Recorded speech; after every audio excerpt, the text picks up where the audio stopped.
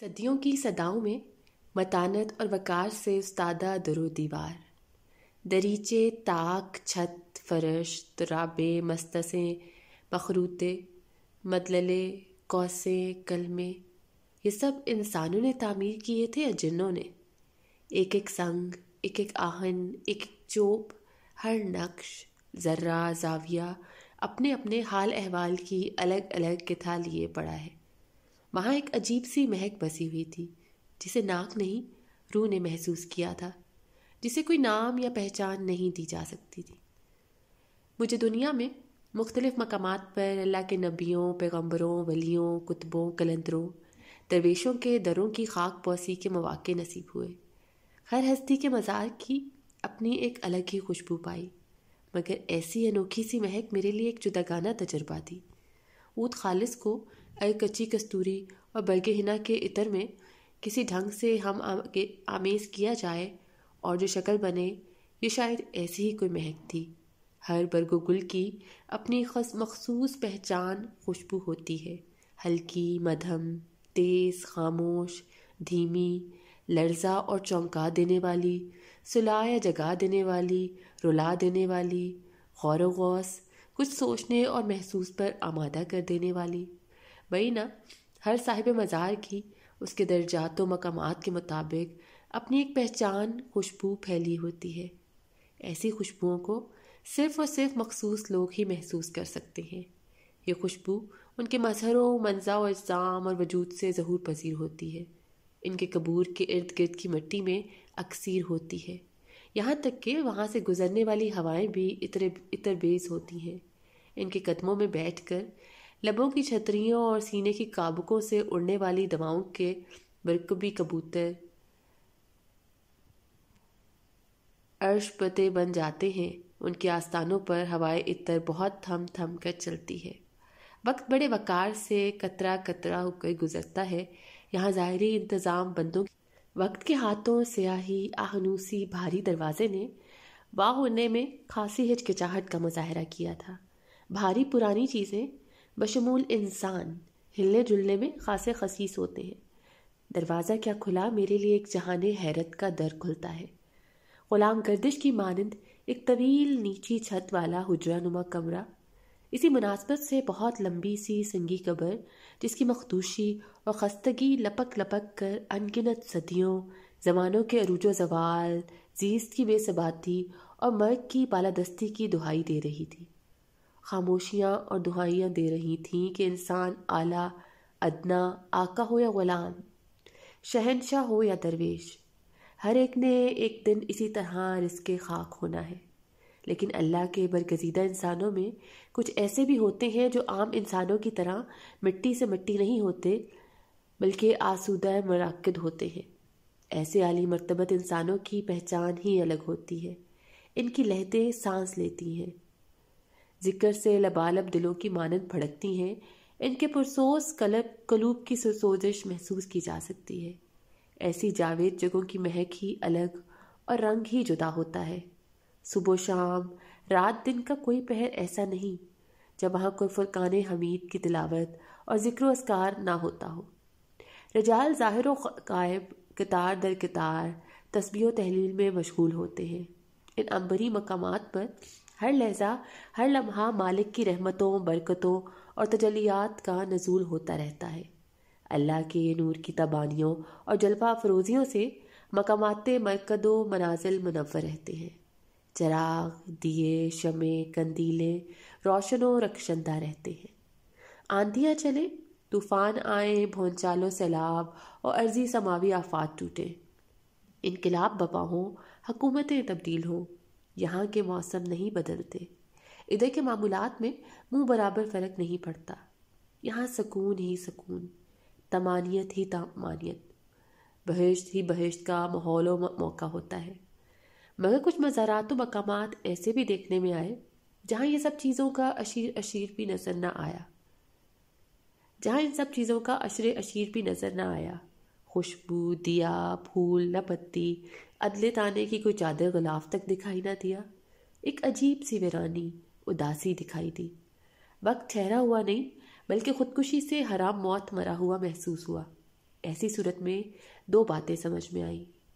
اولاً صاحب مزار اصل نہیں ہے، کسی بھی طرح غلط روایت سے کچھ نہ کچھ مشہور ہو چکا ہے اور انتھی عقیدت والے زائرین بلا تحقیق و تمیز کچھ نہ کچھ سمجھ رہے ہیں۔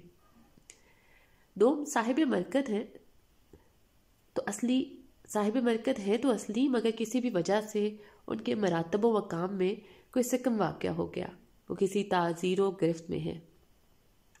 میں ایسی ہی سوچوں کے مد و جزر میں پوائیاں لے رہا تھا کہ بزرگ نے مجھے ہاتھ کے ٹہوکے سے سورہ فاتحہ پڑھنے کے لیے اشارہ کیا۔ نماز کی مانند کسی میت مزار پہ فاتحہ پڑھنے کا عمل بھی بڑی واضح حقیقت کا ہے۔ پڑھنے والا اپنی نماز، دعا اور فاتحہ کے مستجاب ہونے یا نہ ہونے کی بابت اسی وقت محسوس کر لیتا ہے۔ میرے لب ہلتے رہے، پلکیں جھکی ہوئی تھی۔ میں نے اپنی سی کوشش کی کہ میرے اندر سے دعا اور فاتحہ کے لیے جو مخصوص اخلاص اور جذب ہوتا ہے وہ نکلے، مگر ایسا نہ ہو سکا۔ میں نے ظاہر پوری کرتے ہوئے علم شلم لشم پشم اس دعا فاتحہ پوری کی، مزار کے گرد آہستہ آہستہ ایک چکر پورا کیا۔ اس دوران بہت سے سوالات ابھرے، مگر یہاں شاید ان کا محل نہیں تھا۔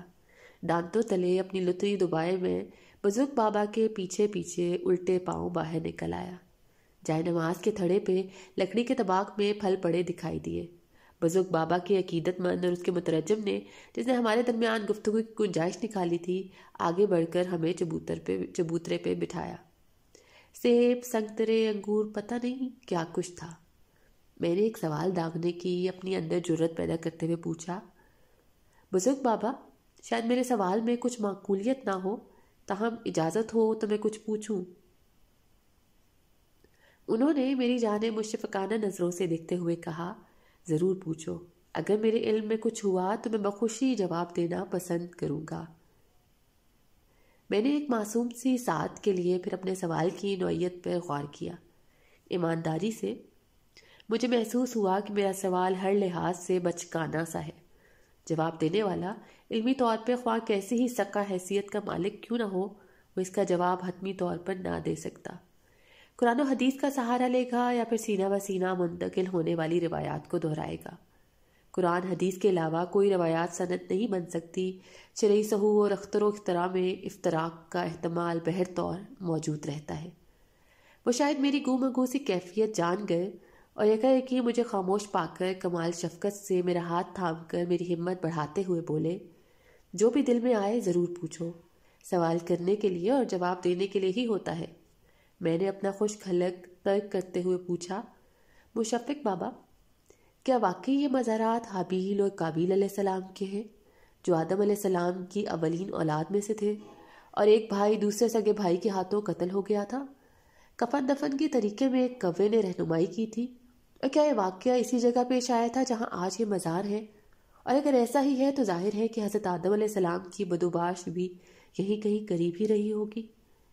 میں نے ایک ہی سانس میں کئی ایک سوالات کی پوری میگزین خالی کر دی تھی۔ خاموش ہوا تو غنہ ناک سے ایسا ہی دھواں نکل رہا تھا جیسا پورا میگزین فائر کرنے پہ گن کے نتنوں سے خارج ہوتا ہے۔ ان کے مہتاب روش چہرے اور قطبی تارے کی طرح تابندہ آنکھوں میں کیسا تاثر تھا دیکھ نہ سکا کہ میں سر ڈالے بیٹھا ہوا تھا۔ بڑی بشاشت اور تسلی سے فرمانے لگے، مجھے ازحد خوشی ہوئی کہ میرا تمہارے متعلق اندازہ بالکل درست نکلا۔ تم اور میرا پوتا دونوں ایک ہی دلک میں لپٹے ہوئے ہو، مگر بےتاب روحوں والے نٹ کھٹ بچے ہو جن کی دنیا ان کے چادر کے اندر تک محدود ہے، مگر تم شریروں نے اپنے اندر کی گھٹن اور تاریکی سے نجات پانے کی خاطر اپنی تیز ترار انگلیوں سے کچھ سوراخ بنا رکھے ہیں۔ ان چھوٹے بڑے سوراخوں سے تم باہر کے منظر دیکھنے کی اپنی سی صحیح کرتے ہو، اور کم از کم تم اتنا تو جانتے ہی ہو کہ کسی دریدہ سوراخ سے باہر کا منظر دیکھنے کے لیے صرف ایک آنکھ پہ ہی انحصار کرنا پڑتا ہے، اور کوئی منظر اپنی پوری جلوتوں اور وسعتوں کے ساتھ اس وقت تک نہیں کھلتا جب تک اسے دونوں آنکھوں کے وسیلے سے نہ دیکھا جائے۔ اب اس جہان آبگل میں کچھ منظر نظارے ایسے بھی ہوتے ہیں جو دونوں آنکھوں سے دیکھنے پہ بھی واضح نہیں ہوتے۔ انہیں کماکہ طور پہ جاننے سمجھنے کے لیے کسی تیسری آنکھ کی ضرورت پڑتی ہے۔ اس سے آگے بڑھو تو جانو کہ کئی حقیقتیں تو تب بھی اپنی گہرائی کی گرہ نہیں کھولتی اس مقام پر ظاہری بصارت مان پڑ جاتی ہے۔ عقل کی گواہیاں ختم، علم و ادراک کی کھڑکیاں جھروکے بند۔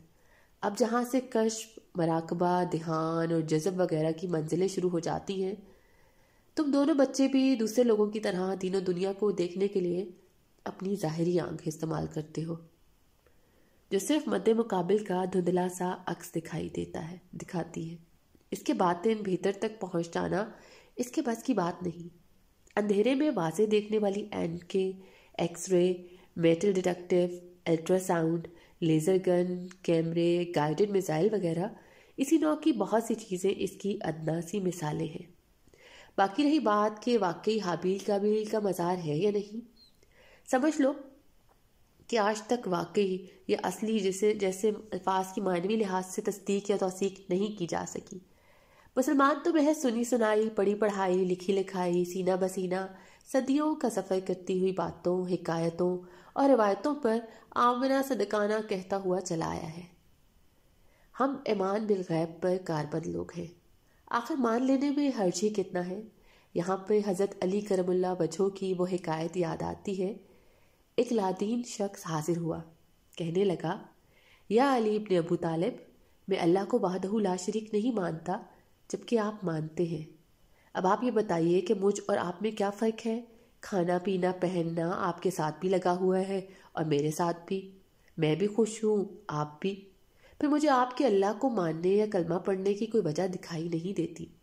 آپ مسکرا دیے، بڑی نرمی سے فرمایا، فرض کرو کہ میدان حشر بپا ہے، خدا اور اس کی خدائی وہاں پر موجود ہے، نہ ماننے والوں کو جہنم اور ماننے والوں کو جنت میں داخل کیا جا رہا ہے۔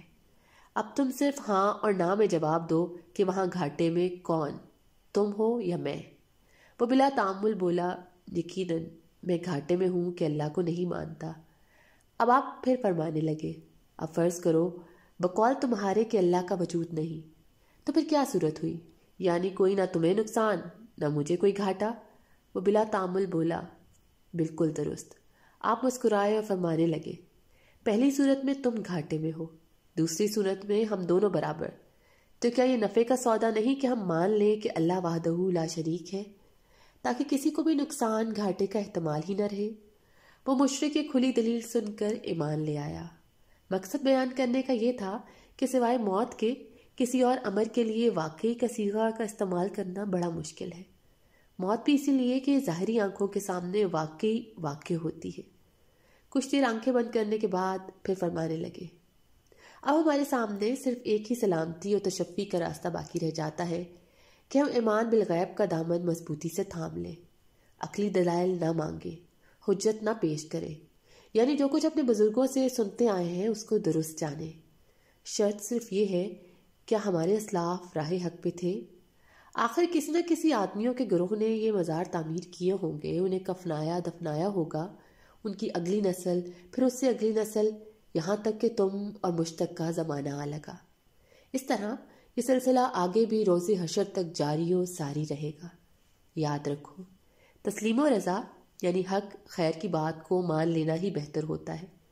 مانو کہ ہمیشہ حق سچ کا پودا ہی پوری طرح پروان چڑھتا ہے، اس کا پھل میٹھا اور خوشبودار ہوتا ہے، جھوٹ، افتراء اور باطل کو دوام نہیں۔ بزرگ بابا اب میرے چہرے پہ نگاہیں گاڑے کچھ لمحوں کے لیے خاموش ہو گئے، جیسے وہ مزید گفتگو کرنے کے لیے اپنی توانائی مجتمع کرنے کے لیے رکے ہوں، پھر بڑی سہج سے بولے، بیٹا میں محسوس کر رہا ہوں کہ تم میرے جواب سے کچھ مطمئن سے ہو گئے ہو، اور مجھے کچھ یہ بھی اندازہ ہے کہ تم نے یقیناً اس کو دل میں کچھ سوچ رکھا ہوگا، یقیناً ابھی کوئی اور سوال بھی سوچ رکھا ہوگا۔ ہاں بابا، میں جانتا ہوں کہ آپ کا وقت بہت قیمتی ہے اور آپ یوں زیادہ بیٹھ بھی نہیں سکتے۔